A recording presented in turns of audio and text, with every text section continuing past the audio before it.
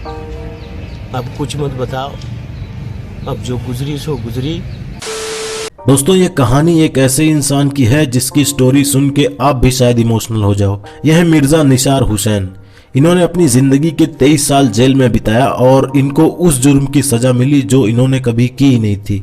जब इनको पहली बार अरेस्ट किया गया था तब ये सिर्फ 16 साल के थे और आज जब ये जेल से बाहर हैं अब इनकी एज है 40 साल।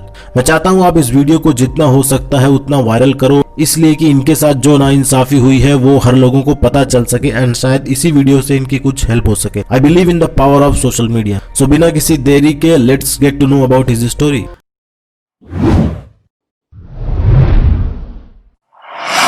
जैसा कि आप जान गए होंगे कि इनका नाम मिर्जा निसार हुसैन है और ये श्रीनगर जम्मू के रहने वाले थे और इनको 23 साल की जेल की सजा काटनी पड़ी। बट सवाल उठता है कि आखिर क्यों इनको इतना सजा काटनी पड़ी।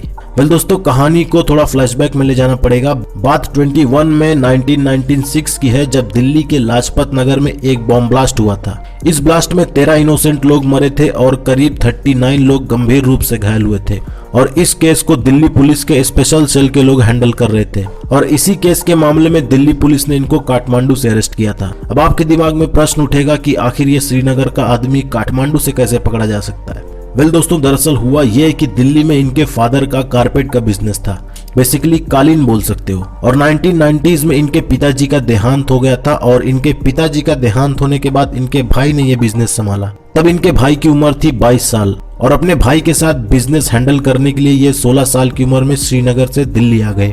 इनके पास कोई क्वालिफिकेशन नहीं है, जो कुछ भी था वो बस इनका कारपेट का बिजनेस ही था। और 1996 में एक दिन ये नेपाल के लिए रवाना हुए क्योंकि नेपाल में किसी इंसान को इन्होंने अपना सामान बेचा था और उसी सामान की पेमेंट रिसीव करने के लिए ये नेपाल गए थे। और जहां पर ये रुके थे उसी वक्त दिल्ली पुलिस ने नेपाल पुलिस की हेल्प से रेड मार दिया और रेड में इनको और इनके साथियों को जिनके साथ ये बिजनेस करते थे सबको पुलिस ने अरेस्ट कर लिया। इससे पहले इनको कुछ पता चल पाता कि आखिर हो क्या रहा है, पुलिस ने इनको मार पीट के और गाली गलौज करके गाड़ी में बैठा दिया और इंडिया के लिए रवाना हो गए। अब ये इस इंसिडेंट से टोटली शॉक थे और इन्होंने अपनी इनोसेंस प्रूफ करने के लिए पुलिस को उस इंसान की फोटो भी दिखाई जिसको इन्होंने माल बेचा था। माल इन द सेंस वही कालीन और कारपेट की बात हो रही है।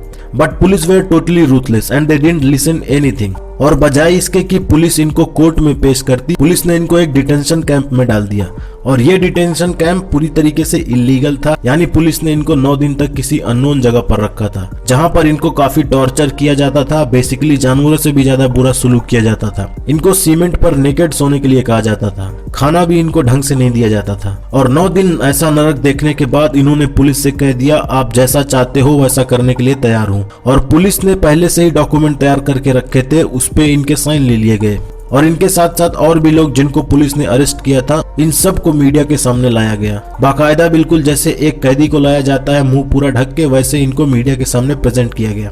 और जब पुलिस ने इनको कोर्ट में पेश किया तब इनको वही करना पड़ा जो पुलिस ने इनसे कहा था। यानी ये बॉम्ब ब्लास्ट का जुर्म इन्होंने कबूल कर लिया जो कि इन्होंने कभी किया ही नहीं था और इनको जेल में डाल दिया गया। उसके बाद जिस जेल में इनको डाला जाने वाला था उसी जेल में इनको सबसे बड़ा झटका अभी और लगना बाकी था, क्योंकि जिस जेल में इनको डाला जाने वाला था वो था तिहाड़ जेल। और जैसे ही तिहाड़ जेल में इनको डाला गया इन्होंने देखा कि इनका भाई ऑलरेडी उसी जेल में पड़ा था। ये देख के ये बिल्कुल शॉक हो गए और दोनों भाई एक दूसरे को देख के बस रोते रहे और गले लगाया। बेसिकली जिस दिन पुलिस ने इनको अरेस्ट किया था उसी दिन इनके भाई को भी अरेस्ट कर लिया गया था और इन दोनों पर बॉम्ब सप्लाई करने के चार्जेस लगे थे। और इस चार्जेस के बाद इनकी कोर्ट में पेशी होती रही। साल बीतते गए, 3 या 4 महीने में हर कोर्ट में इनको पेश किया जाने लगा। जजेस बदलते गए, लोग बदलते गए, बट ये इंसान के ऊपर कोई फैसला नहीं लिया जा सका। सिर्फ इनके अकेले के केस में मुजरिम एक था लेकिन जजेस 34 बदल गए। इन्होंने बाहर निकलने की अपनी पूरी उम्मीद खो दी थी बट 2010 में इनके भाई इफ्तिकार को रिलीज कर दिया गया because he was proved innocent. अब क्या था, इनके अंदर भी कुछ उम्मीद जगी कि अब मैं भी बच सकता हूँ और यहाँ से निकल सकता हूँ। और इनको छुड़ाने के लिए इनके भाई इफ्तिकार ने कोर्ट में अपील दायर कर दी और ये अपील सक्सेसफुल भी रही और 3 साल बाद इनको और इनके एक दोस्त को 2013 में दिल्ली की जेल से रिहा कर दिया गया। इनको उम्मीद भी नहीं थी कि ये बाहर निकल सकेंगे। 1996 से 2013 it was a long time.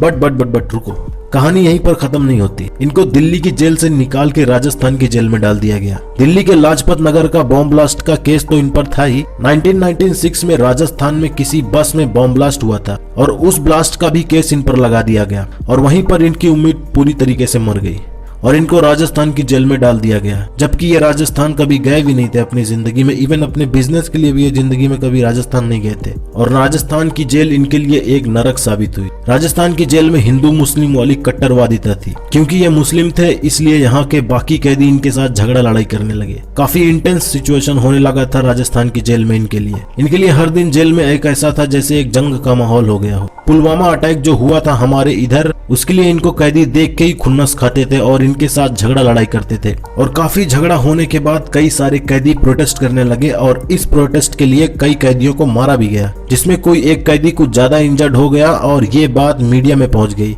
उसके बाद से सीन चेंज हुआ, मीडिया को इनके बारे में पता चला। 2014 में इनके खिलाफ कोई एविडेंस न होने के बावजूद भी इनको लाइफ इम्प्रिजनमेंट की सजा सुना दी गई थी। इनको लगा अब सब खत्म हो गया, बट एक लेडी वकील जिनका नाम था कामिनी जायसवाल, जिन्होंने इनको इनोसेंट प्रूफ करवाया और इनको 24 जुलाई 2019 को रिलीज कर दिया गया। और इस तरह एक बेकसूर इंसान को 23 साल जेल में बिताना पड़ा उस क्राइम के लिए जिसको इसने किया ही नहीं। कुछ बहुत ऐसे इंटेंस सीन हुए थे इनके साथ जो कि मैं इस वीडियो में डिस्कस नहीं कर सकता था। अगर आप चाहो तो मैं डिस्क्रिप्शन में एक वेबसाइट का लिंक दिया हूँ, आप वहां से जाके आर्टिकल पढ़ सकते हो। सो दोस्तों, इन्होंने काफी कुछ झेला है सिर्फ इस सिस्टम की वजह से। तो इस वीडियो से कंक्लूजन क्या निकलता है? ये तो हम सबको दिख रहा है कि ये साफ साफ इनजस्टिस है इनके साथ। Even after his release government ने भी इनको कोई कंपनसेशन नहीं दिया, ना ही कुछ कांटेक्ट करने की कोशिश की, बस एक सॉरी बोल के इनको निपटा दिया। इनका कहना है जब ये 2019 में रिलीज होकर अपने घर श्रीनगर गए थे तो सब कुछ बदला था। 2019 में आर्टिकल 370 की वजह से काफी डिस्प्यूट हुआ था कश्मीर में, and we all know that. और उस वक्त कश्मीर में कर्फ्यू भी लगा था। उसके बाद कोरोना की वजह से लॉकडाउन लग गया। 2019 से जब से ये रिलीज हुए हैं, he is feeling like he is in another jail. He is jobless and had no qualification. और इंसान किसी और चीज से फ्रस्ट्रेट हो या ना हो, पर रिश्तेदारों की ये बात कि बेटा शादी कब कर रहे हो, बेटा नौकरी कहाँ कर रहे हो, ये सुनने के बाद इवन बर्नॉल भी फीका पड़ जाता है। एंड ऐसी एंजाइटी से ये गुजर रहे हैं तो वो हम समझ सकते हैं। वेल, अब इस सिस्टम से इनको कोई हेल्प मिलेगी ये उम्मीद तो ना हमें है, ना आपको है और ना ही इन्हें है। बट एक काम जरूर कर सकते हैं, जैसे बाबा का ढाबा की जिंदगी बदल गई वैसे ही इनकी भी बदल सकती है। बस इस वीडियो को वायरल करना आपका काम है। मैं डोनेशन या पैसे से रिलेटेड कोई भी बात नहीं कर रहा हूँ, ना ही करूंगा। बट अगर इनको भी वही रिकॉग्निशन मिल सके जो बाबा के ढाबा को मिला तो may be he can solve his problem. So I think हम सबको भी इनकी मदद करनी चाहिए। और 23 साल का जेल सिर्फ इन्होंने नहीं काटा, बल्कि इनके फैमिली ने भी 23 साल पूरी तरीके से एक डिप्रेशन की जिंदगी जी है। आई होप कि कुछ अच्छा हो सके अब इनकी जिंदगी में, लेकिन इन्होंने जो दुख काटा है वो तो हम लोग रिप्लेस नहीं कर सकते और ना ही किसी चीज से रिप्लेस किया जा सकता है। चलो मिलते हैं नेक्स्ट वीडियो में। आई होप कि इनकी कुछ मदद हो सके किसी भी तरीके से। बाकी सब भगवान भरोसे है। तो मिलते हैं नेक्स्ट वीडियो में, तब तक के लिए tata bye bye, take care.